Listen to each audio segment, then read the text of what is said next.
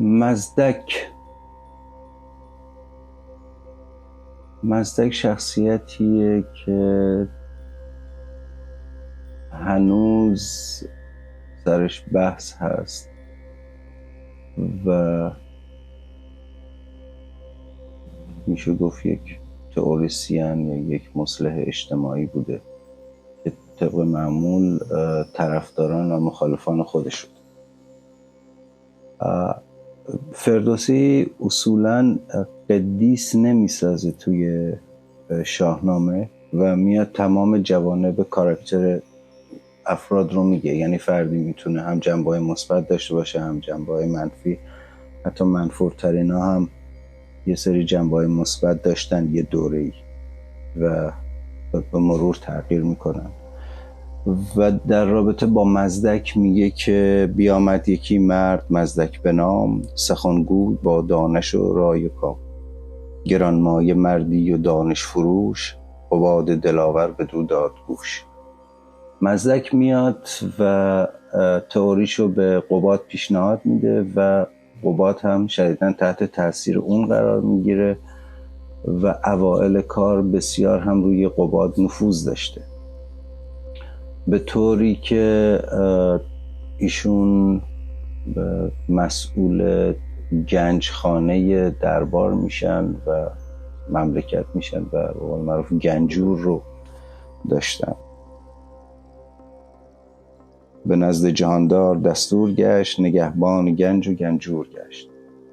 و این به این درجه از اعتماد میرسه و زمانی که قحطی میاد و مردم تحت فشار بودن، این خصوصیت رو هم داشته آقای مزدک که مثل بقیه کسایی که ادعای پیغمبری دارن با تمثیل صحبت کنه. این با تمثیل صحبت کردن یه حسنی داره که میتونی از زیر حرف در بری یا دو پهلوش کنی یا بگی منظورم این نبوده نه اون بوده، جای تفسیر بذاری براش.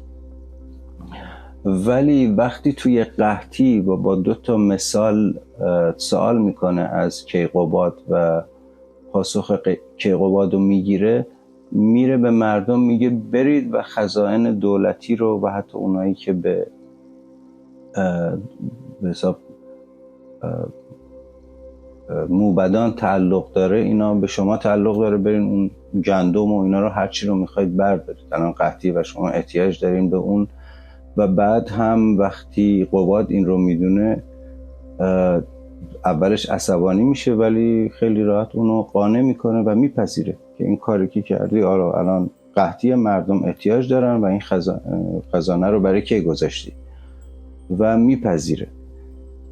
اتفاقی که میفته یعنی یکی از بدشانسی‌های شاید به نظر من مزدک این نفوذ و اعتماد زیادش به قباد به اونه و نفوذی که روی قباد پیدا میکنه اون رو زیادی راحت میکنه، به طوری که دیگه شروع میکنه برای کسری یعنی ولیعهد قباد که بعدها لقب انوشروان بهش میدن، شروع میکنه برای اون شاخ و شونه کشیدن و با این امید که خب الان پادشاه پشت سر منه تو دیگه کی هست، و شروع میکنه با اون یکی به دو کردن و بعد میاد میگه که اصلا تو چرا به دین من نمیای و تحریکش میکنه یا حتی تهدیدش میکنه که تو باید برگردی. تئوری که داشته تئوری که جای عرض کردم جای بحث داره، مثلا برابری اجتماعی ظاهرا یا آقا اعتقاد داشته، میگه که همین گفت هر کو توانگر بود تهیده است با او برابر بود. این ولی یه مسئله‌ای که پیش میاد، این برابری اجتماعی که این آقا داشته مطرح میکرده خیلی جالبه. بعدها که بیشتر راجع به تئوری صحبت میکنه این برابری شامل زنها نمیشده و از نظر ایشون یعنی چیزی که حالا توی شاهنامه گفتن، این من با استناد به گفته‌های شاهنامه دارم صحبت میکنم، زن جزو اموال حساب می شده و اون رو باید تقسیم می کردن. زن و خانه و چیز بخشیدنی است، تهیده است، کس با توانگر یکیست. و این تئوری رو ارائه میده و طبق همون معمولی که یک ایدئولوژی جدید میاد تندروهای خودش هم داره و تندروی‌های خودش اوایلش داره و گاهی اوقات تا آخرش هم تندروی رو داره و این هم این مسئله رو داشته. میگه هر آن کسی که او جز بدین دین بود، ز یزدان و از منش نفرین بود. و خیلی تند نه دیگه، همینه دیگه، تموم شد. و چیزی که ما مثلا در دوره ساسانیان داشتیم، کلا تو طول تاریخ ایران خیلی جامعه ایرانی و فرهنگ ایرانی با ادیان دیگه مشکلی نداشت و اصولا ادیان دیگه حالا بجز فشارهای حکومتی، یعنی از نظر فرهنگی به راحتی زندگی میکردن و ما نفرت دینی و قومی نداشتیم بین مردم. اینجا این آقا یه روز تصمیم میگیره که قدرتشو به رخ شاه بکشه.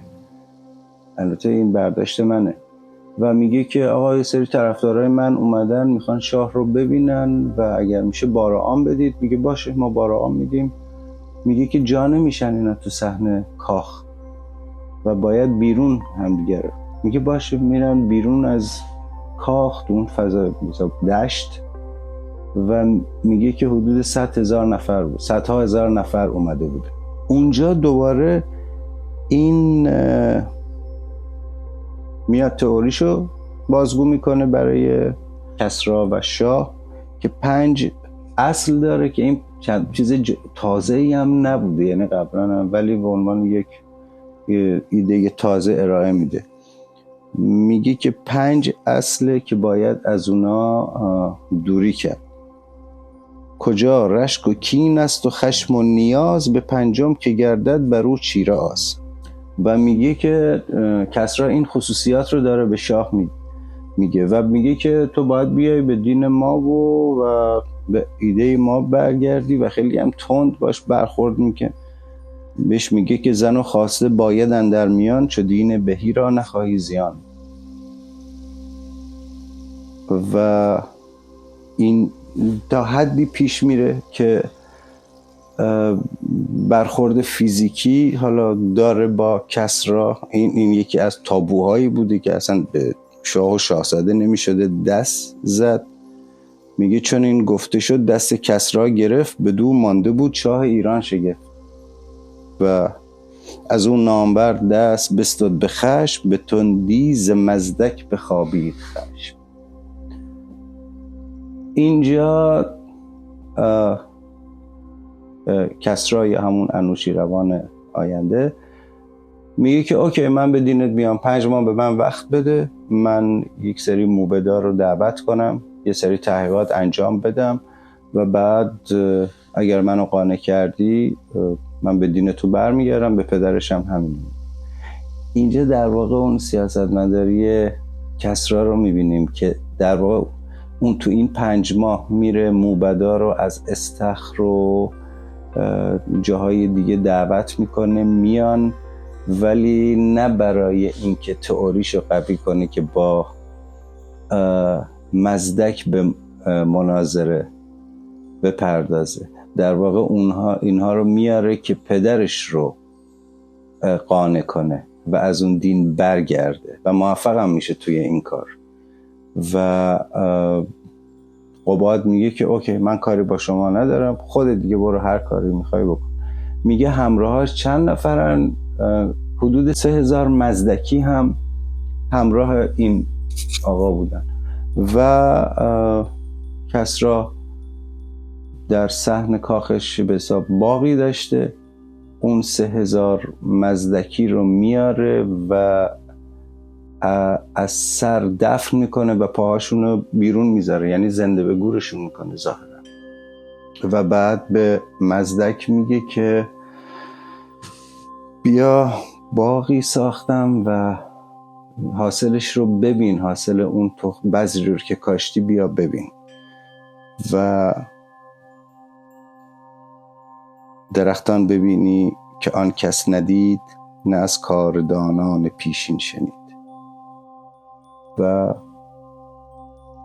مزدک رو بردار میکن.